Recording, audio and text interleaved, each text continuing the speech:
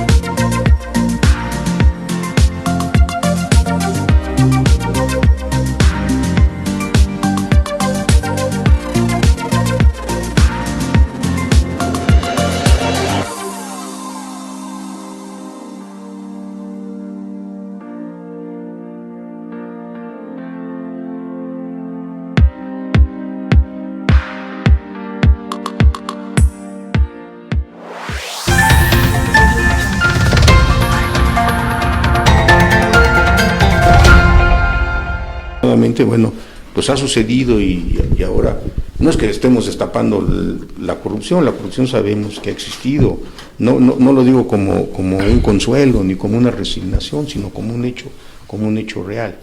Se normalizaba la corrupción, se decía, bueno, pues es que si está ahí, pues está bien, ¿no? Que salpique, ¿no? Esas eran las palabras que se utilizaban en el lenguaje popular, ¿no? Es decir, que salpique, socialmente aceptada, sí, que salpique, ¿no? Pero que también nos toque a nosotros. Y tenemos muchas frases así como... Y nos quedábamos callados en ese sentido. O estas frases del que no tranza no avanza, o no quiero que me pongan ahí, no quiero que me den, sino que me pongan ahí, o sea, que refleja toda una concepción que tenemos o que teníamos, y que sobre cómo se normalizaba la corrupción, ¿no? Quizás el más claro es pues está bien, pero que salpique. ¿No? Bueno, pues, o sea, eso no nos lleva a nada positivo, ¿no? Porque por ahí se van, efectivamente, como se dice, por la cloaca de la corrupción se van muchos recursos sociales, muchos recursos públicos. Pero ahora se manejan recursos que se han ido de esa manera que no nos imaginábamos. Claro. Entonces, están saliendo a la luz, ¿no? Han salido a la luz, pero sí, por ahí se han ido muchísimos recursos. Ahora se tocan instituciones también, y no es la excepción, las universidades públicas. Claro. También se está tocando el punto, pero como que se está dejando, quizás para otro momento, el poder entrarle a lo que significa, en términos de corrupción, las universidades públicas. Y bueno, yo creo que el que más ha causado escozor son las guarderías que están subrogadas, ¿no?, por el gobierno, y en donde, bueno, fue un escándalo, en donde creo que salieron a relucir desde cuestiones morales, religiosas, hasta cuestiones de carácter personal, es decir, cómo van a quitarle a los niños, es decir, atentando contra sus derechos básicos, cómo les van a quitar un derecho que habían adquirido. Pero la cuestión es hasta qué punto también en este tipo de instituciones impera un alto grado de corrupción. Claro. Sabemos que en Tlaxcala se destapó también la cloaca de las guarderías, en donde, bueno, no aparecen, ¿cuántos fueron? Cerca de... sí, niños que no se sabían unos 60,000, 70,000 creo. Sí, que no aparecían en ningún lado. Entonces, ¿dónde quedaba el recurso que se destinaba para estos niños? Según esto, ¿no? Pero sin embargo, bueno, hay quienes dicen, bueno, es que esto está atentando contra los derechos de los niños. Y por otra parte, también tenemos la cuestión de la corrupción que se da en la obra pública, que se da en CFE, que se da en diferentes niveles. Claro. No, pues de la tenemos administración pública. Por ejemplo, los famosos moches, ¿no? Los moches que también desde el año pasado, en la sección anterior sonaron los moches de los diputados, ¿no? O sea, bajaban recursos y según esto para obra municipal. Y sí llegaba algo a los municipios, eso es innegable, pero no llegaba el 100% de los recursos que se habían bajado. Los otros quedaban por ahí en el camino o en los bolsillos de algunos de los propios diputados o quienes bajaban estos recursos. Por eso decía, estas figuras que sean en México como el moche, el diezmo, ¿no? Todo esto, ¿no? Sí. Pues es parte, ¿no? De esta idea que se tiene, no quiero decir de la cultura de la corrupción, porque pareciese entonces como que es algo positivo, ¿no? Más bien sería de manera negativa, ¿no? O sea, la corrupción, me acuerdo hace muchos años, en algún sexenio, que se decía, la corrupción somos todos, ¿no? Bueno, esto también oculta el hecho, porque no es lo mismo la corrupción en los altos niveles, ¿no? Donde se mueven millones de pesos, ¿no? A la corrupción, en los niveles más empobrecidos, porque todo se puede explicar, ¿no? Uno dice, bueno, pues es que es corrupto porque así es la estructura sociopolítica, y a veces se dice, no, pues es que lo pusieron ahí para que transara y pues no sirve, nos salió muy honesto, ¿no? Entonces hay que quitarlo, ¿no? Porque parte no sirve ni para eso. Bueno, pues teníamos ese tipo de argumentos que justificaban o que normalizaban la corrupción. O bueno, o el digamos, el trabajador, el empleado de pues bajo, ¿no? Que obtiene un pequeño salario y que uno dice, no, pues es que se ve obligado a corromperse porque lo que gana pues apenas le alcanza para sobrevivir. Entonces pues ahí le tiene que, como dicen, tiene, por ejemplo en el caso de las policías, pues ahí lo que recoge con la canasta, ¿no? Sabíamos también la enorme corrupción que hay o que había, yo creo que todavía existe, ¿no? El famoso la mordida, ¿no? Que la mordida pues iba de ahí al policía y de ahí subía al siguiente nivel y llegaba hasta arriba. Sí, son problemas graves, o sea, debemos de reconocer que tenemos un problema grave de corrupción. ¿Qué es un problema en el país? ¿Qué es un problema es un problema moral, en efecto, como lo plantea López Obrador? Sí. Un programa lo señalaba que él solamente ve la cuestión moral, pero no sé si sea el primer paso para llegar a un siguiente nivel, que es el nivel de cómo evitar la normalización de la corrupción en México. Bueno, se habla ahorita de este sistema anticorrupción, ¿no? Que según esto ya arrancó desde el sexenio anterior, ¿no? Esto, por ejemplo, que todos los que ocupan como servidores públicos tienen que hacer sus declaraciones, desde la 3 de 3, por ejemplo, ¿no? Y otro tipo de declaraciones de bienes, ¿no? Al principio de la gestión y al final de la gestión. Bueno, hay intentos, ¿no? Ya existía la figura hace muchos años de el enriquecimiento inexplicable, ¿no? Por ejemplo, en los políticos. Pues, ¿cómo en tan poco año hizo tanto dinero, no? Pues, a ver, que nos explique, ¿no? Existía la figura. O sea, sí ha habido, de alguna manera, medidas que han intentado frenar la corrupción en el país, pero desafortunadamente parece que no fueron efectivas, que siguieron, la corrupción siguió avanzando, siguió cada vez creciendo, haciéndose pues más cara, ¿no? Por llamarlo de esta manera. Te digo, pues qué peor, que el peor caso que tenemos es el Poder Judicial, ¿no? O sea, ¿cómo controlar a los que tienen que impartir justicia? Si son, no digo que todos, porque también hay que evitar que diga, todo el Poder Judicial, no, pero tenemos muchos jueces que, ya sea por presiones, ¿no? Físicas incluso, ¿no? De amenazas, ¿no? Se ven obligados a tomar, o porque también les llega el dinero, ¿no? Para sacar, por ejemplo, dictar una sentencia, ¿no? Que es completamente contraria a la lógica, ¿no? Así de que se detiene a un delincuente, ¿no? De alta peligrosidad y a las 2 semanas ya anda ahí libre otra vez delinquiendo, ¿no? Lo sabemos que esto también en la policía, ¿no? Los detienen y pues, los dejan ir porque pues ahora vete otra vez y regresa con más dinero, ¿no? Para pagar. Entonces, esto está generando, esto fomenta, ¿no? Es un círculo vicioso, ¿no? Y es grave que el Poder Judicial, digo, no todo, porque hay sus excepciones, pero que también tengamos altos grados de corrupción, ¿no? O sea, eso me parece que es uno de los impedimentos que tenemos en este país, porque si el que tiene que impartir justicia no lo hace apegándose al derecho, apegándose a la norma, bueno, ¿cómo se puede entonces avanzar para frenar estos casos, ¿no? Tenemos ahí políticos, ¿no? Casos muy sonados, ¿no? Pues el caso de Veracruz, pues, ¿no? Con los gobernadores, con este exgobernador, ¿no? Pero los gobernadores, ¿no? Y los Duarte, ¿no? Por ejemplo, ¿no? Pues no les hacen, no pasa nada, o sea, parece que no pasa nada, ¿no? Al final de cuentas, ¿no? Sí. Entonces, a mí me parece que sí, la población quisiera, yo creo que muchos sectores pues, dicen, hay que frenar ya la corrupción, pero bueno, no es fácil, ¿no? La normalización de lo que es esta serie de problemas que estamos tratando constituyen o han constituido parte de la cultura mexicana del siglo XX, de la cultura política sobre todo del siglo XX.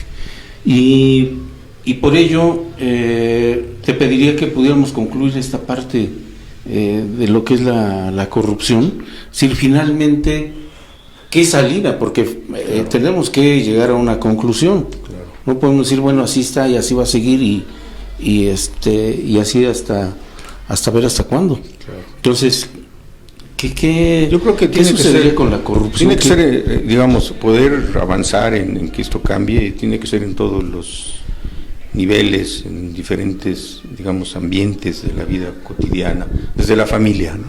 O sea, si el niño ve o la niña ve que su papá o su mamá miente, ¿no? Que dan una mordida, que lo hacen, ¿no? En muchos casos. Bueno, pues eso es lo que él va aprendiendo. O sea, también hay una responsabilidad en la propia familia, una cuestión de cómo formar a las nuevas generaciones. La escuela también tiene que ser muy importante. O sea, a ver, ¿se admira a un estudiante que copia, por ejemplo? ¿Está bien que copie?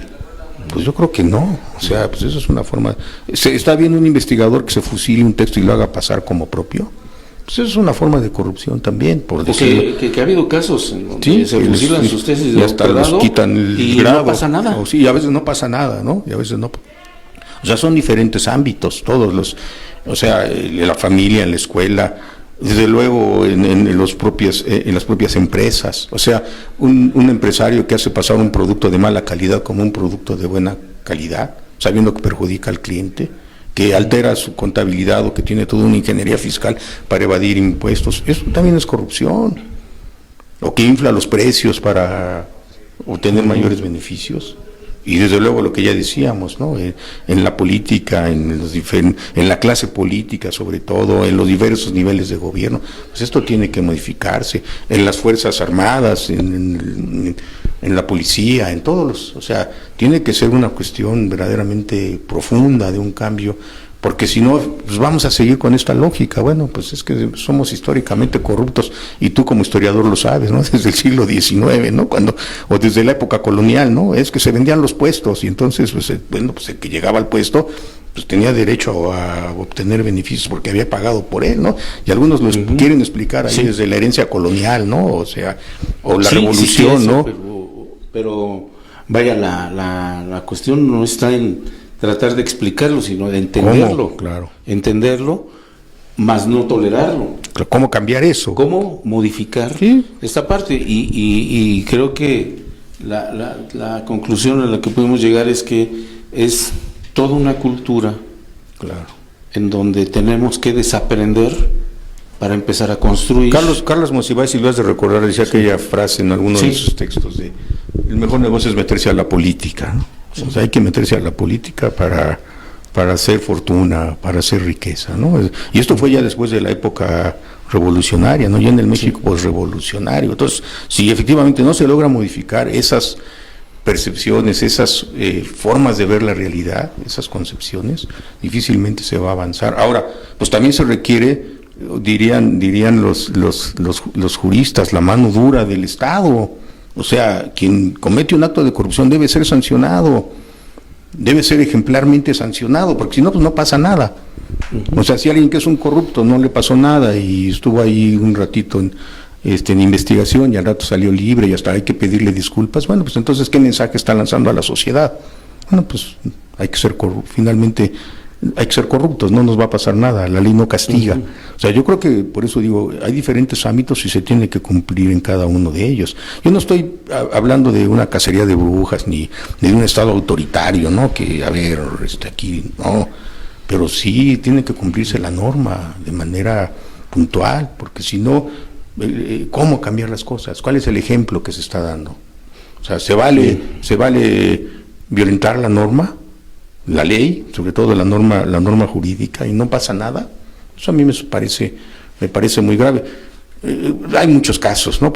Ya mencionaba yo alguno de un delincuente que, porque estuvo mal armado el proceso, queda en libertad, ¿no? Simplemente, ¿no? Cuando a todos, yo siempre he cuestionado, y yo sé que a los abogados esto no les va a parecer, pero yo siempre he cuestionado a aquel abogado que sabe que defiende a un delincuente y que busca cualquier falla en la ley para hacer que se libere. Dice, ese es mi trabajo. Bueno, pues sí es su trabajo, pero éticamente, moralmente, ¿cómo vamos a cambiar la sociedad, no?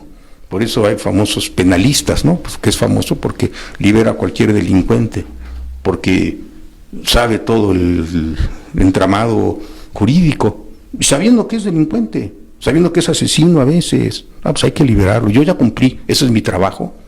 Bueno, pues y es un conflicto que tienen, no de ahora en México, es un conflicto, por decirlo, del abogado del diablo, ¿no? Efectivamente, ¿no? Pues se vale liberar a cualquiera, eso es mi chamba, eso es mi trabajo, para eso estoy preparado. Bueno, pues, El abogado del diablo, que es una extraordinaria película. Sí, novela, ¿no? Y luego se hizo película, ¿no? Sí. Efectivamente, ¿no? Bueno, y pasando al otro punto que tenemos pendiente, que se refiere a la normalización del crimen. Es decir, cada vez nos sorprende más la forma en que se asesina en México. Cada vez nos hemos acostumbrado a los mecanismos que utilizan de tortura y de asesinato de las personas, y lo exhiben como una lección, como qué. Es decir, ¿por qué hemos llegado a ese punto en que nos parece normal el encontrar cuerpos en diferentes lugares del país y en donde crece el crimen en el país? Y no nos sorprendemos ya. Bueno, forma parte ya de nuestra vida. Históricamente se hace un análisis recientemente en abril, en donde se plantea, bueno, ¿qué ha sido de la violencia en México a lo largo del siglo XX? Sobre todo al concluir la Revolución Mexicana. Y entonces parece que hay una constante. Es decir, pareciera que México, en nuestro país, el uso de la violencia para dirimir diferencias, conflictos, forma parte de lo que es la vida cotidiana en México. Entonces, viéndolo desde esa perspectiva, ¿qué entenderíamos o qué pudiéramos comprender por la violencia en nuestro país? ¿Por qué ha llegado a este punto en el que nos encontramos? ¿Obedece a qué tipo de razones? ¿Cómo podríamos explicarlo en este momento? Bueno, yo creo que en México ha llegado a un punto demencial, por decirlo de esta manera, ¿no? O sea, verdaderamente abominable, ¿no? Deleznable la violencia que estamos viviendo, este tipo de crímenes, ¿no? Y que inclusive aparecen ahí, como decías. Hay un código entre los cárteles, ¿no? Entre las organizaciones criminales, ¿no? Eso lo sabemos no de México, sino donde ha habido la mafia, ¿no? La famosa mafia italiana, pues tenía un código, ¿no? Había códigos. Por ejemplo, bueno, los mensajes que se mandaban.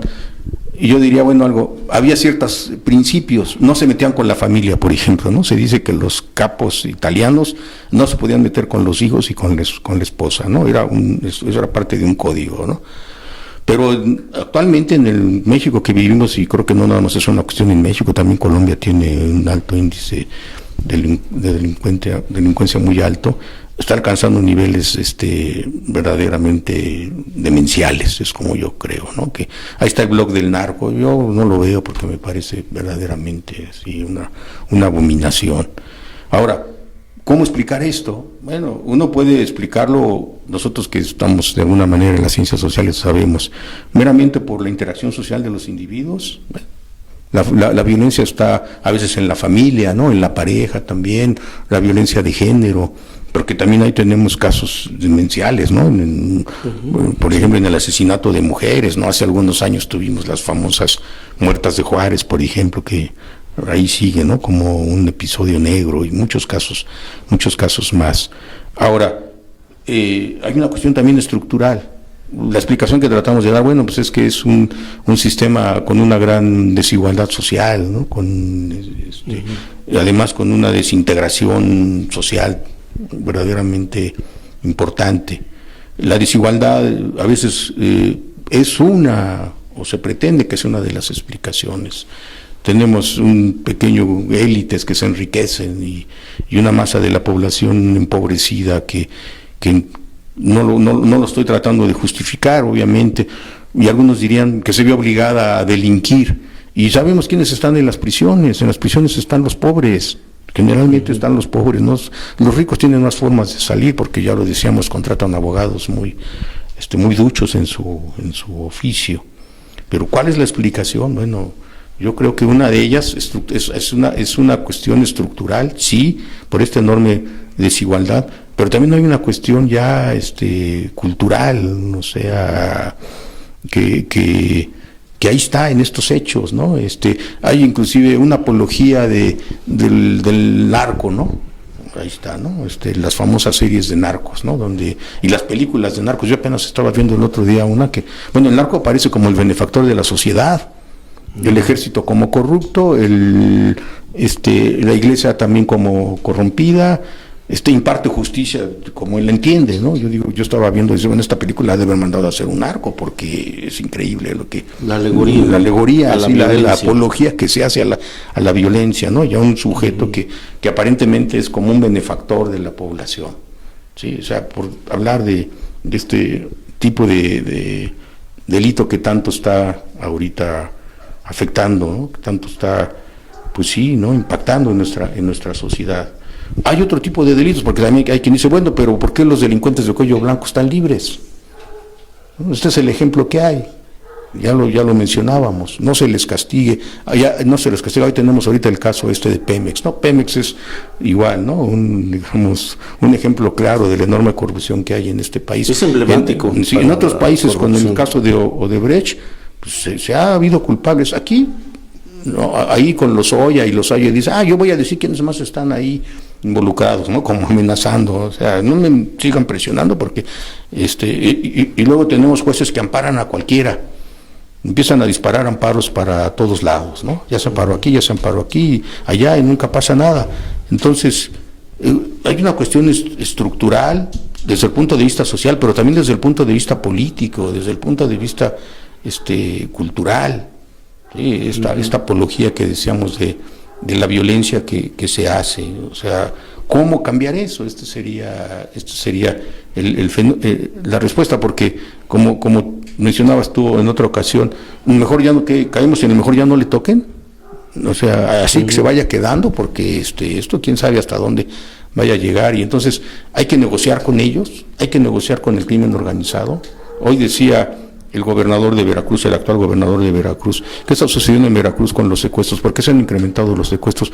Porque los guachicoleros, cuando fueron afectados, ahora pues ya cambiaron de giro, pues ahora hay que secuestrar, o hay que extorsionar, o hay que cometer otro tipo de delitos para seguir viviendo de la delincuencia. Sí, la respuesta no es sencilla, no es nada fácil, y volvemos entonces a lo que mencionábamos, pues se tiene que actuar desde todos los ámbitos, desde el ámbito de la escuela, desde el ámbito de la casa, desde el ámbito de los medios, que juegan un papel tan importante.